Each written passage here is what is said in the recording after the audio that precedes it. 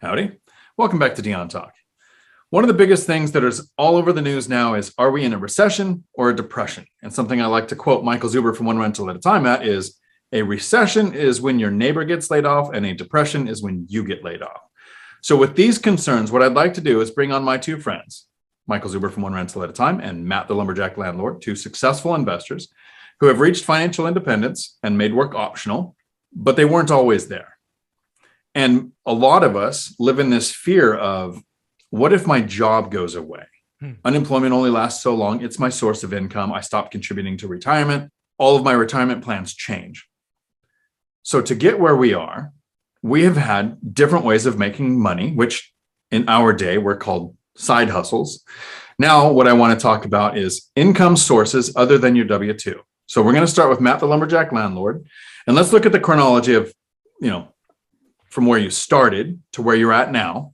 What ways did you make money outside of your job? I mean, aside from the runway modeling, it was, you name it. I did a lot of different stuff. I bounced outside a bar. I flipped cars. I flipped motorcycles, not literally, but figuratively speaking.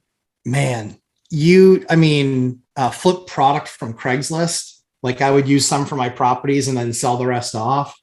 Sports cards, because I knew that market really, really well. And so I could buy low and sell high really well there. I was a good evaluator of data. So when something came out, I could figure out what I figured that was going to be worth. And I could find the pockets where I could buy it really low and sell it really high. And talk about the grind, but you know what? It was fun. And you'd make $20 here and $50 there, but that eventually adds up. So yeah, yard selling. Before it was the cool thing to do, I would buy yard sale stuff and then resell it. Sure. Yeah, whatever it took. That's kind of the idea. Whatever it took. Yeah. I know a lot of people that work their job, like the idea that at the end of the day, they can hang the keys up and they don't have to take their job home with them. And then it's Netflix and this is a good thing, but it's hiking. It's doing something that doesn't generate income in those first few years before we've really got anywhere close to the income snowball or financial freedom. That time is when it matters. So Mike, your different income streams over the years. Yeah. Going back for me, it even goes back to, I built up my stake to invest in stocks. I got a college degree. I had to pay for my college. So I took on student debt. I actually had two jobs. So I got my first 40-hour-a-week job as an accountant. And I didn't give up my second job until my student debt was paid off, which was several years later. So I worked 7 days a week for almost 3.5 years, because my second job, I worked 5 to 9, probably 2 nights a week, and then Saturday and Sunday at this other job selling washers and dryers. So again, I've always worked my ass off, right? I was raised to sell hours. So I've always been a good employee, not a great entrepreneur. I didn't do things like Matt, flip this, flip that. I was just like, I'm young and hungry. I'll bust my ass. So I've had 2 jobs until my student debt was paid off. Once that was paid off, I did quit the second job. It was hard, right? From there, for me, it really became a buy and hold rental properties, hence one rental at a time. I didn't diversify. I crushed it in my day job. I'm very good at what I do. I took products from 0 to 100 million 3 times, which is pretty tough to do. And I was well compensated, but then I bought rental properties. We lived below our means. For us, we whacked our expenses ultimately 50%. Discretionary income exploded. We bought. Looked every day, still look every day. Once I retired, I got depressed, which was really odd. Right. You finally earn financial freedom. You don't have any wants or needs. You've already got the car, the season tickets, all that crazy stuff. And you're depressed. Talk about a wake up call. So I had to find something else to do. For me, it was a book. My book, One Rental at a Time, produces thousands of dollars a day, and I do nothing. Or not a day, I'm sorry, a month. $1,000 a month. From there, what really I do now is I focus on a YouTube channel, giving back. I do 6 videos at least a day. I now pay somebody $1,500 a month to create 6 shorts a day. So you're getting content on my channel every 2 hours, 24/7, all original, nothing, nothing's repeated. Because I want to get back. What really drives me now is I want to be remembered 50 years after I'm dead. So a book which produces thousands, led to a YouTube channel that produces thousands, which led to courses, which thousands, which led to other podcast sponsorships, thousands. So for me, it's really about getting something that you love and giving away freely. And it's amazing what comes back to you. I now, with my side hustle income, it's at least interesting now, and it pays for everything else I pay for other people. So it's kind of fun. Nice. Yeah. So before I go through kind of my side hustles, Matt, we talked about what you were doing on your path to financial freedom, and you're there. You just haven't pulled the trigger on the job yet. What are your streams of income now? Not the numbers, but your different ways that you make money. So now it's really, we won't count YouTube because that's a rounding error. It's pretty much now it's rents. I'll flip something every once in a while if it doesn't fit the criteria of the portfolio. I would wholesale a deal if something came along where it was like just didn't fit, like I can sell that deal. And then W-2, and then I also can do consulting on the side for my tech career. Yeah, I got to tell you, I think Matt is going to. So after he retires or quits or whatever you want to call it, he's going to take a month and just go check out. And then when he comes back, I think that's when because again, when I quit, I had 0 side hustles. Yeah. Now I have 5 or 6 streams, thousands of bucks a month that just happened. Yep. I think Matt's freaking day job is getting in the way of creativity, frankly.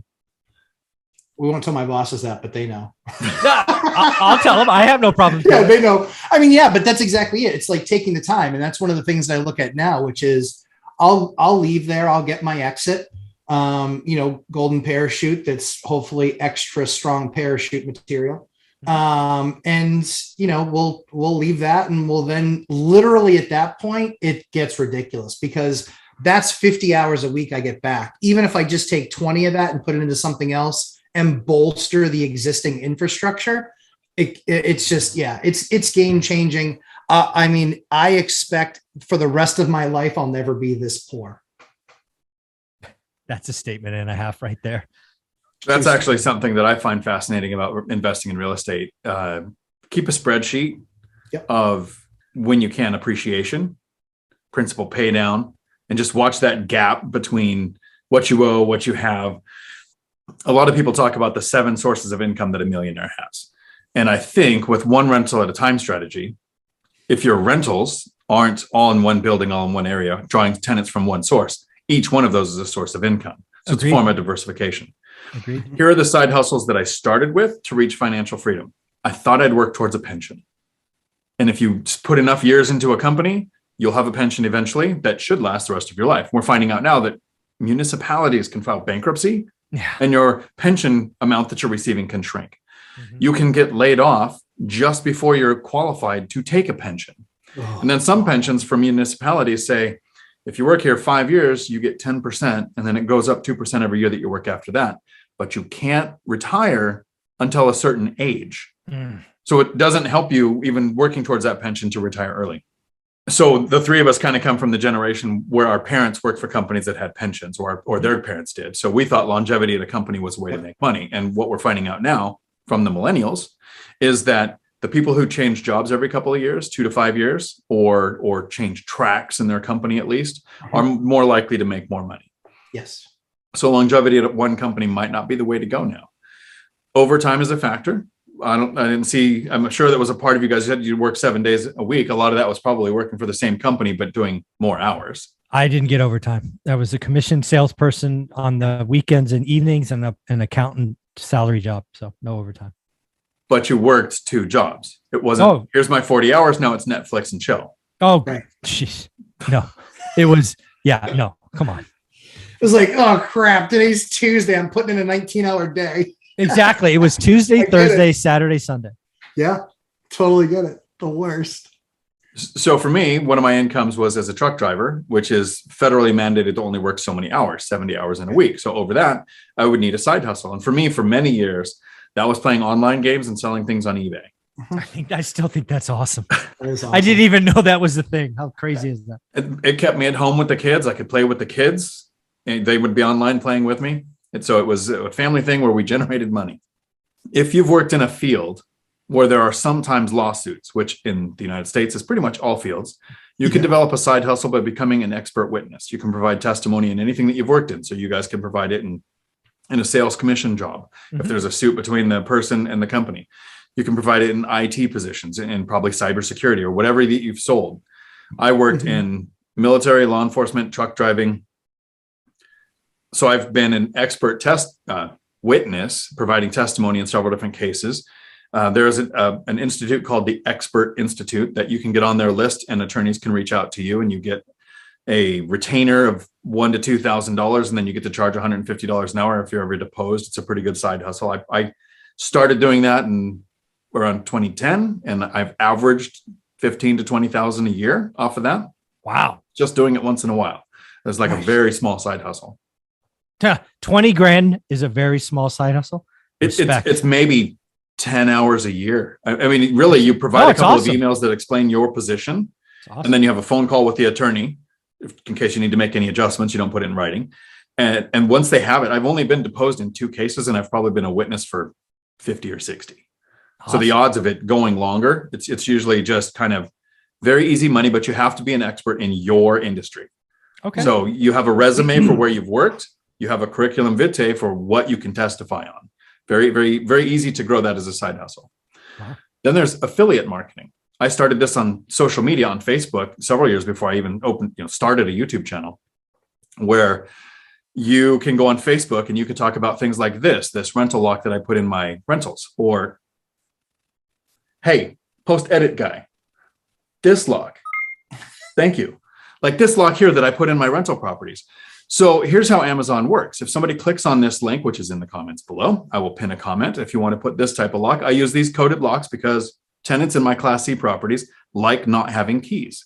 I've never had a tenant lock out because there's 2 exterior doors. And if the battery dies in one, it's not going to die at the same time in the other. But how affiliate marketing works is you go on Facebook and you talk about something like this. Thank you. Is the light that I put on the outside of my rental properties. And if somebody clicks on that link for 24 hours, anything that person buys from Amazon, you get a percentage of. Affiliate marketing can be done with or without a YouTube channel. It can be just done on social media. And that is something that grows the more people know that you talk about things that you actually use. With the recession and the possible depression that people are talking about in the comments, especially on One Rental at a Time's channel, do me a favor, go to One Rental at a Time and ask him if he sees if there's a depression coming. Yeah, thank you. Please do that. You're welcome, Mike. I'm usually nice. But not today.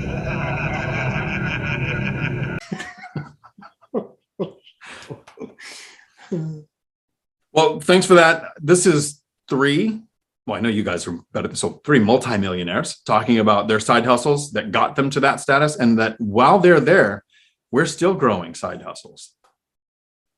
And Matt and I are in a race to quit the W-2. We'll see who wins. If somebody wants to reach out with questions, Mike, and not about a depression, how can they find you? For depression, please go to the Lumberjack Landlord. For everything else, you can come to One Rental at a Time. Awesome. And Matt, how can they find you? Lumberjack Landlord on YouTube, Lumberjack Landlord on Instagram. Your depression questions will be ignored. Actually, it's probably not true. I will totally engage. Yeah, you'll engage. And I'll go surgical. Yeah, and then live stream Sunday at 11:30 a.m. Eastern time.